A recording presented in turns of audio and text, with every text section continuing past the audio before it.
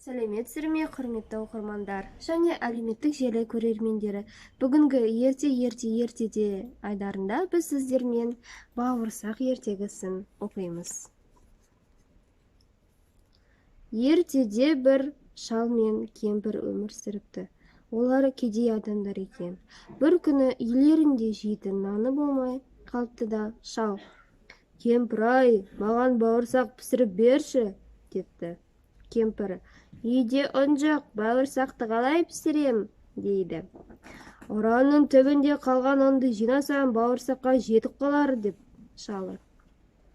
Кемпір шалының айтқанын тыңдап, ұраның ішіндегі ұнды сыпырып, 2 уыс ұн жинап алады да, қамыр ашытып, от жақып бауырсақ пісіреді. Сосын сусын деп терезенің алдына қояды.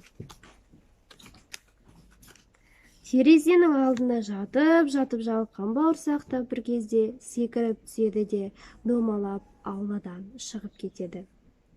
Бауырсақ жолдың үстінде домалап келе жатса, алдынан қоян шығыпты. «Бауырсақ, бауырсақ, мен сені жеймін», дейді ол.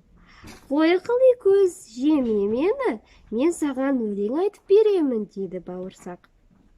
Қоян: «Жарайды», деп отыра қалып, бауырсақтың өлеңін тыңдайды. «Мен бауырсақпын, бауырсақпын, орадан ұн боп шықтым, тәп-тәтті бауырсақ боп пістім. Біраз су балған соң биіктен секіріп түстім. Атамнан да қаштым, әжемнен де қаштым, енді сенен де құтылып кетем», деп қаша жөнеледі. Қоян не істерін білмей абдырап қалады.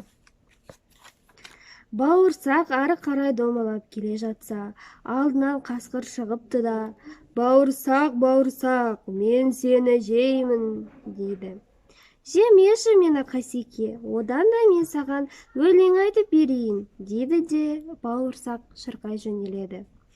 «Мен бауырсақпын, бауырсақпын, ұрадан ұн боп шықтым, тәп-тәтті бауырсақ боп пістім. Біраз су балған соң биіктен секіріп түстім.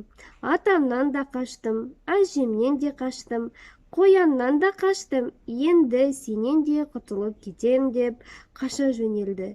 Қасқыр да не істерін білмей абдырап қалды.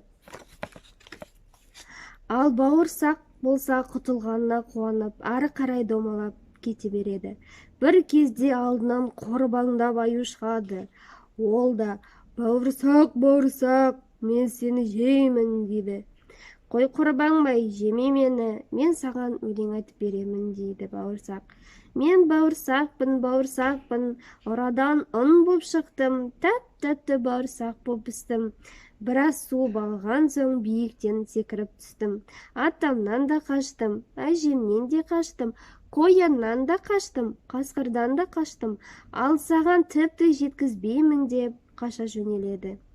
Аю абдырап не істерін білмей қалыпты.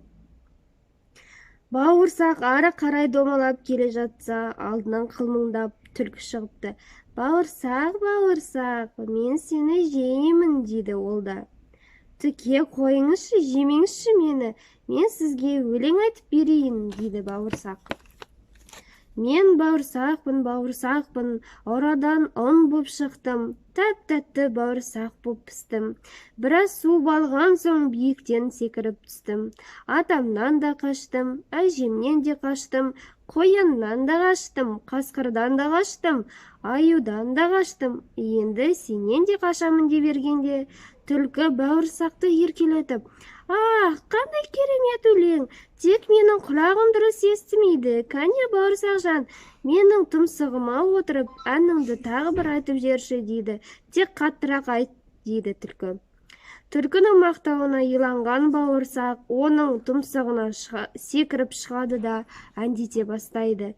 «Мен бауырсақпын, бауырсақпын», дей бергенде, түлкі көп ойламастан ап деп бауырсақты жеп қояды. Аяқталды осымен біздің қызық ертегі.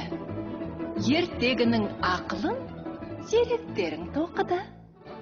Бауырсақ қанша қумын десе де, одан да қу түлкі табылды.